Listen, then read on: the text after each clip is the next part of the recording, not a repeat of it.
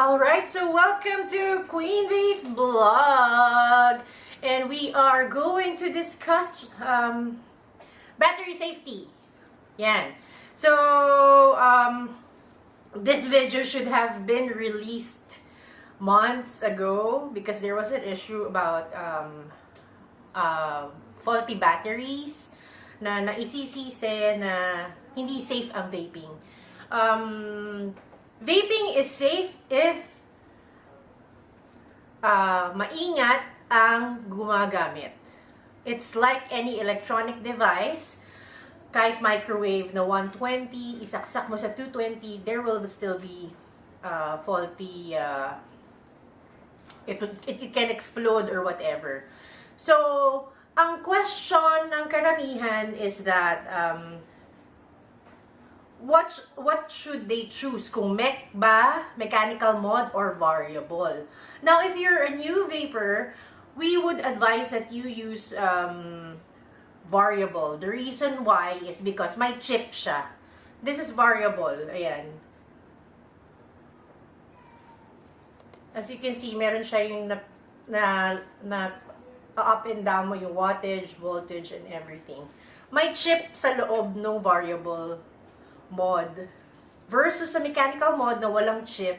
So if there is any faulty wiring, faulty battery, ang unang masusunog sa variable is yung chip niya. So it won't explode right away. But there are no reports that na nagkaroon ng mga explosion ng variable mods. There are reported cases of explosion of mechanical mods because there is no chip. So if mag-faulty siya, diretso sabog siya. So, that's the difference of safety usage ng mechanical and ng variable mod. So, sa variable mod, may mga safety features din siya. Mayroong mga control temperature and other stuff. Depende dun sa variable mod na gamit mo. So, always read the manual guide na kasama nung mod ninyo before you use it. Huwag yung tira ng tira. Huwag ganun. Tapos ngayon, yung battery orientation naman. So, I'll take the battery out of this one. O, syempre, madulas yung kamay ko. hindi ko mapapuksan. Ayan. Battery orientation. Anong ibig sabihin ng battery orientation? This is the battery, diba? Merong positive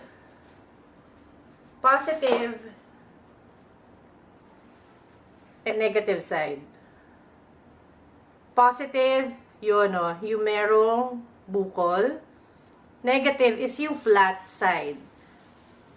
So, make sure yung mod ninyo, read the manual and see kung ano ba ang unang ipapasok, yung positive or yung negative side. With this one, positive in, negative sa baba. So, this will also save isa sa mga safety precaution na dapat natin sinusunod. Huwag kayong pasok ng battery nang hindi nyo tinitignan if it's a positive or the negative side. Kasi there could be faulty explosion too, but there are no reported cases yet for variable. But, yun nga, kailangan natin mag-ingat. So, isusubo mo yan eh. So, might as well, wag mo nang katamaran na tignan kung yung pinapasok mong battery is tama, nasa positive or sa negative side. Now,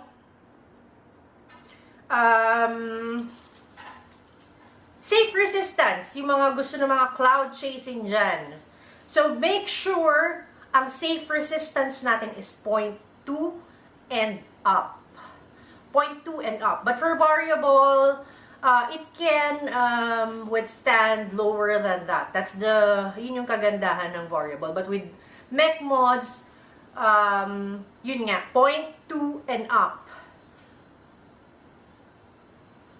Nothing lower than that. It's not safe anymore for the battery. So, hindi kakayanin ng power ng battery mo kapag nagkaroon ka ng resistance na mas mababa pa sa 0.2. Tandaan nyo yun. So, kung hindi kayo sure how to do the loops and make it 0.2 and up, you can buy an ohm reader. Or sa mga shop. Yung mga shop naman, you should have an ohm reader. Hindi yun, nagmamarunong na kayo na, sige, 5 loops, 6 loops, eto yun, ganyan. Each mod is different, but usually all variables are all the same. So, safe resistance, again, is 0.2 and up. Again, safe resistance is 0.2 and up. So, yung issue naman ng rewrapping, for example, if you have, kasi nagkaroon ako ng case na yung aking mod, which is a clone. So we don't, actually, we encourage you to buy legit ones, but if budget doesn't permit, it's not, we don't condemn using clone ones, but if you already have clone ones, make sure na yung battery na gamit nyo is legit. How to tell if it's legit? It's hard to tell nowadays. But the thing is, when you use your batteries, meron siyang life cycle. Meron siyang 300 cycles. Meaning ng 300 cycles is that, wow, nag-drip na yung ano ko. Wait, let me just get pamunas. There. What was I saying? 300 cycles yung battery, diba? Meaning ng 300 cycles is that one battery can only be charged 300 times. Pero syempre hindi mo naman siya mabibilang. Alam naman magkaroon ka ng count kada ano nasa tabi ng charger mo, which no one can do that diligently. Ang battery usually for 300 cycles is 1 year ang gamit. So hindi walang forever sa battery, mga kapwa ko ka-vapers. Wala pong walang lifetime na battery. So, papalitan mo siya every year. And it's better na hindi lang isa ang battery mo. Kasi, for example, today, you've used up three batteries, you charge them, and you use them the next day na. Don't use it on the same day kasi napapagod din sila. So, better to have more than one, better to have more than two. Actually, I have 6 batteries just for this mod. Para pagka naka-charge yung iba, I have something to use for the day. And then, kinabukasan ko na gagamitin yung mga chinarge ko kahapon. And then, yun na, don't buy second-hand batteries. Yung mga nagba-buy and sell lang online na sinasabi, brand new, nire-wrap lang pala. It's better to buy sa mga shops. Na yan, yung may mga permit na shops. Para alam natin na legit yung battery na binibili natin. Kasi if it's already recycled, again, sinabi ko kanina, it's only up to 300 charging per battery. And it has to be used the next day kapag na-used up mo na and sinarge mo. So, recycling batteries and selling second-hand batteries is very, very, very, very, very bad. Bad, bad, bad, bad. So, yun nga. So, yung battery mo, if ganun ang ginawa mo, bumibili ka ng second-hand, no safety feature ng variable mode ang makakasave sa'yo kapag ang battery mo na ang faulty. So, it all boils down mainly sa battery. So, always replace your battery on time after a year, or if tingin nyo bugbog na yung battery nyo, puro gas-gas na, change it. Siguro sa rewrap, I would say, is if alam mong bago, then na-scratch by accident, then I can do the rewrap. Pero if it's several months already and bugbog na, ang dami na niyang gas-gas, come on, replace it. It's not that expensive. Plus, it will save you from blowing up your mouth. Mukha mo yan. You have to be careful, diba? Ayaw naman natin na magkaroon ng sabog ng uso. So, I think that's it for my notes. So, I would advise for the shop owners also to educate our new vapors, especially pagka they said na bago sila and everything, kindly guide them. So, we will have a better vaping community. Ang lagi nga nating advice is vape responsibly. So after this chat, I will be inserting the live discussion that we had with Marco Go for more detailed information on Vaping 101, specifically on battery safety. So that's it. This is Queen Bee, and wait for the next clip. Ay, naka-off. From Vaper Bliss, and I have Marco Go from Vicious Ann. Yeah, actually, dumalo pa talaga si Marco dito sa amin para sa Vaping 101. So, if you have hintayin natin yung viewers muna kasi hindi pa yan mag-ano kagad sa Facebook. Okay, hindi pa siya. Yeah, and we are actually having this filmed also, and will be out in YouTube in about 3 to 4 days. So, I'll link my channel also, some other day, kasi i-upload pa namin. So, this will be my first topic sa YouTube channel.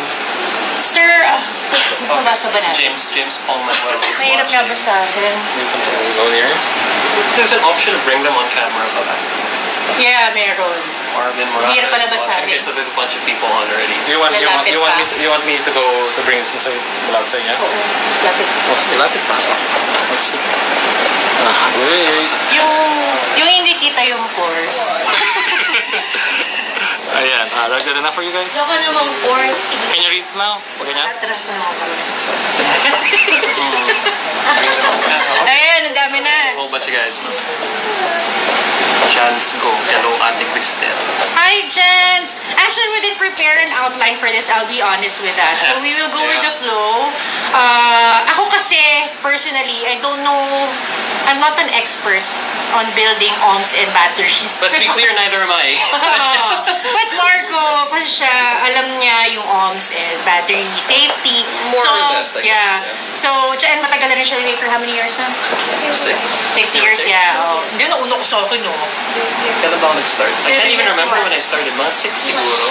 7 ako. I don't even remember when I started. Mga ganon. Pero Marco is one of the reliable person na matatanungan natin about vaping, safety ng vaping, pag-build ng ohms and everything. More or less, yeah. So, questions, I'm happy to entertain. Kung may tanong kayo, pero kanina kasi dami ko nang tinanong kay Marco, dapat ngayon ko pala tinanong. Kasi ako, nagpapabuild lang ako lagi. So, I'll be honest, tamad akong pag-aralan yung ohms and everything. Pero with what recently happened, kailangan na yata natin lahat matuto of what is the ohms law at yung safety ng battery, kung ano yung safety, ano ang difference ng tube mod, which is, what do you call that? Mechanical. Mechanical, and ng variable. So, we wait for the questions, or? Yeah. Ako, kanina yung tinanong ko kay Marco, kung ano ba ang difference ng mechanical sa variable, and yung safety ng dalawa. Well, generally mechanical mods are just tubes with moving parts, like the switch and all that, or a box that has a switch that makes contact, and that's what causes your atomizer to fire. No? So essentially, that's what a mechanical mod is. Variable ones are kind of like these with the chip installed. So the chip regulates the output wattage and all that. The more advanced ones, which we have now, like the DNA75C, the new SX chips, they have temperature control and all those fancy features. Now, the biggest perk to having a regulated mod is, well, generally I consider it a lot safer as long as you're not an idiot when you're using it. No, the only accidents I've seen related to variable mods are when people put the batteries in the wrong way, which is generally user error. And sa tingin ko, pag ano ba, may mga variable ba na halimbawa baliktad yung lagay mo ng battery? Sa sabo? No, I haven't heard of anything like that, although I'm guessing it could if it's left there. Pero generally when you do that, ang unang matutusta yung chip. So the chip is there as kind of like a fail-safe. You know, if you screw something up, or if you do something that causes the battery to short or whatever, the chip will warn you. And the worst thing that could happen is the chip breaks, and you have to send it to the manufacturer, have it replaced, or replace it yourself. So this is the one yung nakikita ko na check battery. Yeah, no, sometimes pag check battery, it's probably just low on battery. Low on battery. Yeah. Oh wait, we have a question. Jomneri, good po ba yung ohms na 0.58? Okay, good that you asked, no? Kasi part of what Crystal was mentioning earlier was Ohm's law. And I'm not going to get into the scientific aspect of it because I can't pretend to understand the details of it. But generally, it's a computation that involves the output amperage versus the voltage on your batteries over the resistance of your coil. So if you were to look at it from a math perspective, the formula is I equals V over R, where R is the resistance, which is ideally constant. So whatever your resistance is, yun. No? What I want the viewers to know is, hey Henry, James, hey man, how's it going? But about that, no, yung sa Ohm's law, generally since the resistance is constant. So kung ano yung resistance ng build nyo, yun yung R nyo, no? The voltage will be whatever voltage you're at. So generally this would only really apply to people who are using mechanical mods. It's more important to them than it is to people who are using regulated devices. So what you want to look for is that yung I, which is yung output amperage niya, is not greater than yung amp limit ng batteries nyo.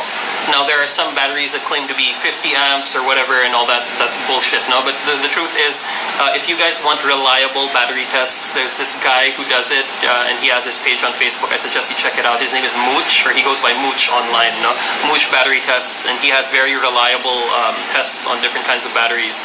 So you can make sure that the amp limit on your battery is as advertised. Kasi maraming naglalabas ng batteries claiming all sorts of crazy output amperage na hindi naman kaya, and it ends up being dangerous. So the idea is what I would recommend, since there are a lot of free Ohm's law calculator apps on the Play Store and on the Apple Apple App Store.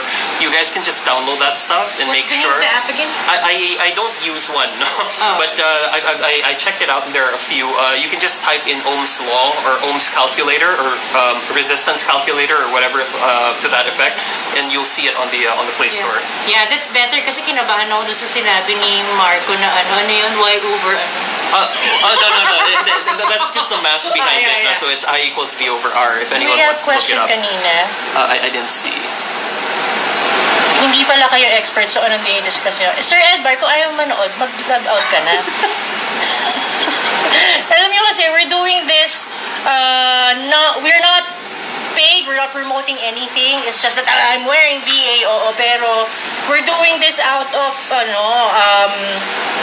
what do you call that term na? Well, it's out of goodwill for the community. So, sir, thank you for your comment. But if you aren't really interested in watching, there's always the scroll option where you can just scroll the fuck away from here. Yeah. Okay. Teds Noliedo, what is the safety ohms build or para di ma-stress bat for variable? What was that? For variable and especially mech. Kasi pag parallel mech mods, ipa-fire niya kahit 0.7. Yeah, that is true. No, with mech mods, it'll fire whatever you have on it. No, ideally, you just want to make sure. If I were you, I'd download that ohms calculator thing that I was talking about, and you guys can actually just make sure that the output amperage is below whatever your battery's amp limit is. So most of the bats now, I think, are 20 or 30 amps. So I'm not sure which ones are true rated, but you guys can check that out on your own. Henry James, or have them buy an ohm reader para more accurate. Yeah, that is true.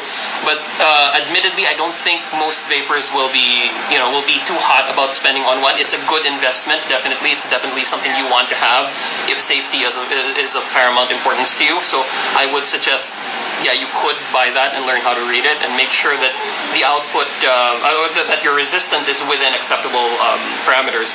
Normally, I keep it at around, well, right now I'm at a 0.72, but that's just me, I guess other people go lower than that because they want to get clouds. So if you guys want to get clouds, I would suggest you guys get like a really loose atomizer and try to build with like dual coils with an acceptable resistance. Don't go ridiculously low. Like I think later on I can share an image that I got from a group of guys called Sample Box. It's with a Z at the beginning of it. You guys can check that out. It gives a very good graphic on what a safe resistance would be for different kinds of mods. Oh, point two. Sir Mike from Bliss was kind enough to let me know. Point two and up would be acceptable. Basically, Mr. Edbar, they consider themselves as not experts but experienced users of Vaping. Okay, thank you. Thank you, Jans. We appreciate that. Yeah. A whole bunch of people watching now, so.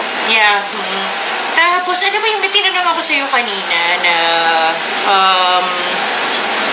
yun nga, di ba? Like, for some na yung mga baguhan, would you advise na tube mod ang gamitin nila? Mechanical? That's another good question because I think one of the main problems with new vapors is the budget. Let's be real. All of us here started with mechs, I guess, because they were more affordable than the regulated ones, depending on which brand you buy. I wouldn't really advise it if you're not familiar, at least, with building for yourself. The problem I notice with most vapors now versus when I started several years back is that very few vapors now actually know how to build on their own. Now, on its own, it's not a bad thing, but the problem is when you have somebody else build for you, the biggest problem there is that they are building based on their own preference and probably based on whatever works for them on their particular device. No? So, ang problema ng karamihan doon will be hindi naman nila naiintindihan how it works safely. So, gagayahin lang nila. They might put it on a device na hindi kaya yung build nung nag-build para sa kanila before, and they end up with problems like that. No? So, yun naman tanong. For example, ako, dali ko naiintindihan yung ohms, diba? I mean, I just know the basic na i-build na and everything. That's why I'm using a variable. Kaya tinanong ko sa kanya kanina yun, na sabi niya na when you're using a variable, hindi siya mag-explode kagaya ng mechanical. Well, it won't blow up the way that mechanical mods might, no? But I'm also not. I also can't claim that it definitely will not blow up. I mean, certain circumstances can cause it to blow up, no? Chance ko, Ate Cristel, may you please educate the people with regard sa wrapping safety or rewrapping at huwag tipirin ang mga tao ang pag-safety ng mga items nila sa paggamit. Actually, Jans, you're raising a very good point. Now, rewrapping batteries once they get really busted up or fucked up is good, but what I'd recommend is just buy a new one. I mean, the batteries now are getting cheaper and cheaper, and a lot of suppliers are bringing them in. Just make sure that you're buying like legit ones. Don't buy the phony ones because the fake ones are just as dangerous as the fucked up battery wrap ones. I can't really teach people how to rewrap because personally I've never done that. My thinking has always been if my battery looks like shit already, it's probably time to throw it out and buy a new one. This is a lifespan. Yeah, lifespan. Okay, yeah. So Mike raises another important point. Kano lifespan ng battery? Depends on how you use it. Normally 1 year. It's number of cycles, right? Yes, exactly. Okay. Pero normally it's 1 year. Normally So yun, ang batteries nyo may expiration din yun. So maximum usage would be 1 year. Huwag yun ang pilitin na gawing 5 years ang paggamit ng battery nyo. Ha? Okay, Mr. SB Zoo York SB. Okay, on mix. May warning feature on variables. Yeah, generally variable mods nowadays come with like warnings and manuals on how to use them. I think one more important thing is people need to read these things. They're not there just for the hell of it. They're there for you to read them and to be used so that when something gets fucked up, you don't blame it on other people. You know, it's there. If you didn't read it, that's on you. Okay. Vance Jansen messaged. Hi, hey man, how's it going? Mark, wala ka na sa Sir screen. Jordan D. Cardenas is watching. Hello, sir. Regulated mods can blow up. But it's mostly cause of NIC battery? Yeah, and faulty chips. No safety features can save you if your battery shorts. Yeah, Marco Alcoseba, yeah, that's a good point. They can under certain circumstances. That's why I guess the best thing to do is if your battery looks like it needs replacing, best that you throw it out and just buy a new one. I mean, I'd rather spend, 800 to 1,000 pesos on a new pair of batteries, like real good ones, like branded ones, rather than spend, thousands and thousands on fucking dental work or getting my face fixed. See, so that would be a lot better. Salute sa inyo, mga ma'am, sir. Ganda ng topic. Thank you, sir. Mark Santos, 300 cycles then tapon. Okay, that's roughly 1 year. Roughly 1 year in roughly about 1 year if you have more than one in circulation. Yes, anyway, exactly. yeah. And generally vapors usually have a bunch of them stored. 300 cycles meaning cycle From full charge from to full dead. charge to dead. Yeah. Okay. And normally you charge it once a day. Yeah. Recycle once a day. Let it let your battery rest. Yeah, so ideally, even if you only have one mod that runs on a single battery, it's always good to have a spare so they're in rotation, they're not getting overworked. In terms of length of vaping, like how long you're vaping in a day, I really wouldn't know if that has any effect on whether your batteries are in danger or not, but I don't know, I use it for like the whole day. I usually have like 2 to 3 mods on me when I go to work, so I definitely don't beat up the batteries on mine, and they last pretty long. I mean, I've gone through a few cycles with them, but generally after about a year and a half, you auto replace them. So basically, what happens whenever after each cycle, let it rest. Yeah. Don't Charge it and then use it again. Yes. Okay, so it's Good advisable na when it's empty already yung battery, Use something else. Use Charge it something first. else. Charge it first. Wag agad. Wag agad. I mean, let it rest. Let it rest, Don't wag use i-charge something. agad. Charge it now, then don't use Use it the next day. right away. Yeah. The next day na. Next day na. Okay. So napapagod din sila. Of course. Pinaka-important alam natin ang gagamitin, ang ginagamit natin at paano gamitin ito, I think. Yes, that is true. That's why, I guess, read up on it. And I think that's also something that's lost to shops nowadays. I mean, a lot of shops are out there trying to make a quick buck, and, it's the way it is. I can't blame them. It's business, so it happens, right? What's lost in shops now is that the shop attendants and the owners themselves don't exert enough effort on in terms of educating the users, which is something I was very fortunate enough to have experienced when I was new. I was hanging out at a shop that has long since closed. June, if somehow you're watching, I hope you're there. Thank you, because that shop where I used to hang out was very detailed in how they'd explain shit to me. I mean, they didn't just sell me something because I walked in there with money. They showed me how to use it, and they gave me safety tips and all that. So I think if more shops did that and actually sat down with their clients, with their customers, and actually walk them through the basics, especially when they're very obviously new, it would be a big help to not only them individually, but to the community as a whole. I saw in an article that I read about vaping before I go vaping, stated that stated there that you can only use your battery for about 200 charges. Yeah. After that, buy a new one. Yeah, that's more or less accurate. 200 to 300 would be a nice ballpark figure.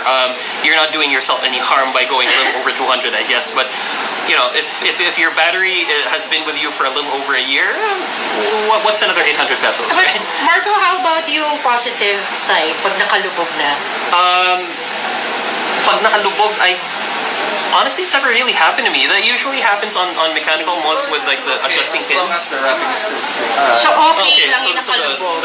the flat tops are okay to be. It's okay as long as okay. the battery wrapping is still Yung wrap ang important. So the wrap is the most important part. It insulates it, so it prevents it from causing shorts and all that, Yes, especially on mech mods. Yeah. End user license agreement, or the EULA, yeah.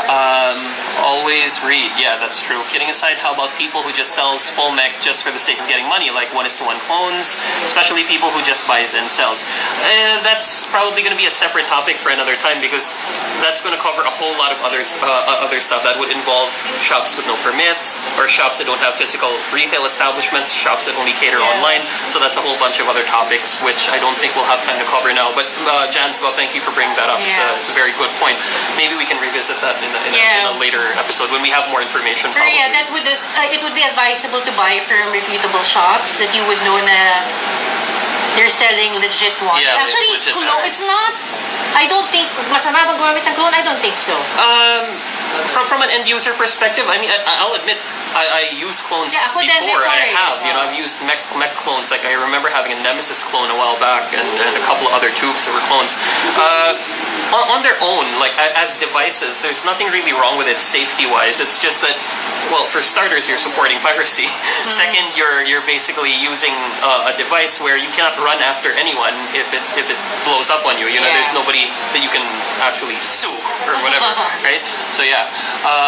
Paano po yung liquid ng battery nag-leak na? Well, that's a telltale sign, Mr. Raquel, that you need to have it replaced. Scary. If the liquid in it has leaked, get rid of it. If you've drenched it somehow, whether either in juice or in Yeah, water kasi may or iba, whatever. hindi sila diligent Nag-leak na into it, pag-build. yeah. So, papasok yung liquid sa liquid, yeah. loob. So, mababasa yung battery. So, that's bad also. Yeah. Levi's, hey man, how's it going? I suggest use only legit batteries. Yes, get them from reputable shops, which is another point I wanted to talk about. How can you tell, Crystal was asking me earlier, how can you tell if a battery is authentic or not? Admittedly, I am not that good at spotting them, like just by looking at it. You can't ask me, is this legit, is this fake? No, I cannot Especially now, yung mga nagko-clone is... Yeah, they're getting better at it. They're getting better at it. The knockoffs are getting more and more authentic looking. What I would suggest, however, is go and buy your batteries from shops that are authorized to distribute those batteries here in the Philippines. Make sure that you're getting them from establishments that can provide you with some kind of paperwork showing that they are sourcing their batteries from reliable sources, from authentic sources, basically. So it's not so much can I spot them, can I spot a knockoff by looking at it? No, it's more of I'd rather transact with like reputable shops. My batteries, I'd get them from Dencap. The easiest place to get it, where you can get it for a good price and you're not really worried about somebody fucking you over with a fake battery. Because you know for a fact that they're getting it. And you're just gonna buy it once a year. So, huwag kang tipirin yung battery. May question si Sir AC Aquino. Ace, yeah. Hi ma'am, sir. Ask lang po if nag-explode ang variable. I think we talked about this earlier, but for your sake, sir, I personally haven't really seen any reports of a regulated mod blowing up. I've seen them shorting. I've heard of them getting like somebody popping the battery in ng baliktad and getting it fucked up. So yeah, it can get damaged like that. Exploding, as Marco Alcoseba pointed that out earlier. Yes, they can explode under very specific circumstances and with very improper use. Honestly, I'm with a company that manufactures regulated devices by the thousands, and we don't really have any issues with that. We haven't had any returns with blown up mods. Fafa Brai also discussed the vent holes. If the batteries are an issue, may weak part dapat ang vaping device dapat palayo sa muka. Okay, I think you're talking about ventilation for tube mods. Yes, back in the day when tube mods were a big thing, there were manufacturers who created mods that had vent holes just to make sure that the heat doesn't really build up inside when you're vaping, especially at lower ohms or lower resistances. So I can't really say that vent holes are still relevant with today's technology, but with mech mods and all, I think that they should be made with bigger vent holes. If you're talking about yung vapor na napupunta sa mukha, sir, wala pong kinalaman sa mod yun. Nasa atomizer na po yun sa orientation ng airflow holes niya. So like most of them have them on the side, some of them have them on the bottom. A few that I tried back in the past had them on the top, which was very unique. But I found that the flavor wasn't quite as exciting as it was. I'll scroll back. I think there was somebody asking a question or with a suggestion there. Salt Shack and Planet Vape, good ang bats dyan. I was talking about clone mods and addies. Like I said, with clone mods, the biggest issue there is A, you're supporting piracy, B, you don't really have anyone to run after if it gets fucked up. In terms of atomizers, I think it's more dangerous. It's separate from the topic, but I'll address it anyway. Clone atomizers, you can't really guarantee that they're using food grade material. So if it rusts on you and you're inhaling ferrous oxide, it's going to be a big problem for you later on. Robin Flores, variables can still explode. I've experienced one. Okay, I'm sorry to hear that, sir. Mostly because of faulty batteries. Yeah, exactly. It boils down to the batteries that you're using. So under very specific circumstances, they can. Mr. Flores, I'm sorry that had to happen to you. I hope you didn't get injured or anything. Seriously. RX Bieren de Feria. I'm sorry if I'm fucking up your names, guys. I don't mean to. When I started vaping as a newbie, lol, no one taught me. Teached me, he says. Okay, I googled, I view videos, I taught myself to build. Studied Ohm's Law, asked suggestions from friends, being vapors, being responsible. Yes, I agree with that. You have to do your due diligence. You can't really rely on shops. The reason why I brought that up is I think that as a community, it would be a nice gesture for everyone. If the shops got back into that would be awesome if shops were to do that. But the truth is, the reality we're dealing with is that not many shops really do that. Diba? Wala na masyadong gumagawa nun, if at all. Diba? So it falls on you if you're getting into something new. Vaping is a vice, technically, if you look at it from that perspective, but it's also a hobby. And when you get into hobbies, any kind of hobby, okay, you have to know what you're getting into. You have to do your due diligence and, do your homework, so to speak. So yeah, that's something I definitely agree with. Any electronic device may user manual, so you have to read it and research about it. Yung iba kasi concerned lang nila pag nag-start sila ng vaping, they only research on how yung safety ng juice. Yeah. Hindi lang yun. Kasi you have to also check yung safety on usage of your device. Oh, cool. Marco Alceb, oh, cool. Well, it's a user's responsibility. Yes, I agree with you, sir. Definitely. James Sagpao, Squonk, is it safe for beginners? Shout out from Riyadh.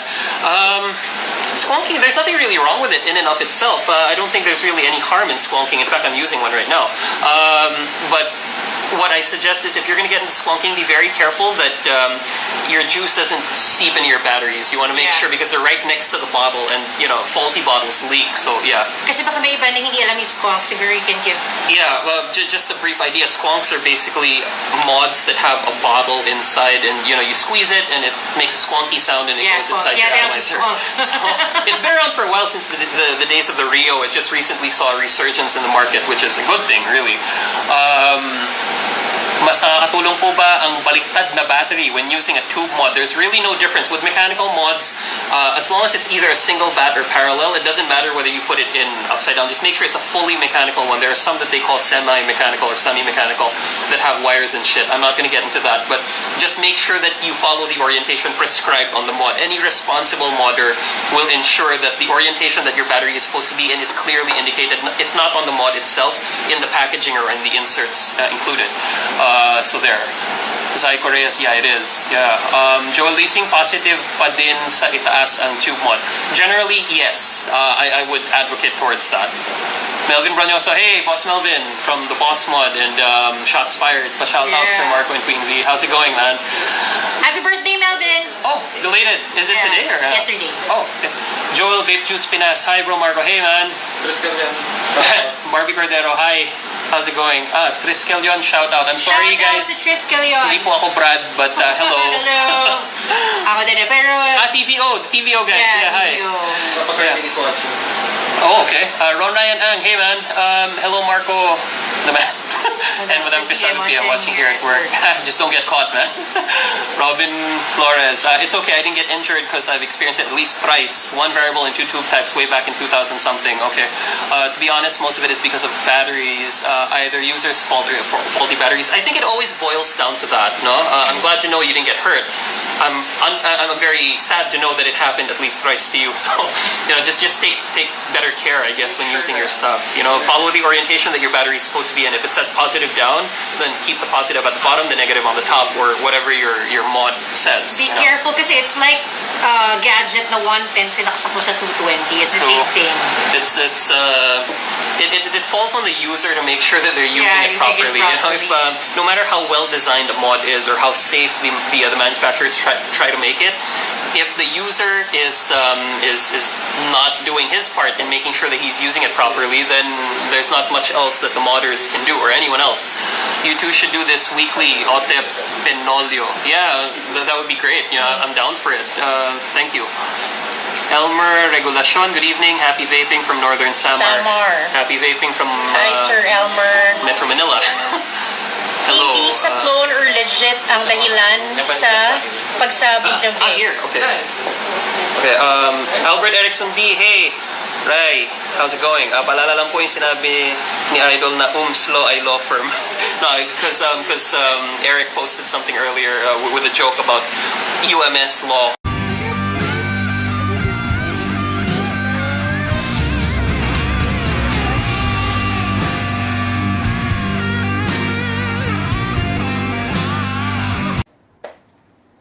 So yun nga, yung sa battery safety.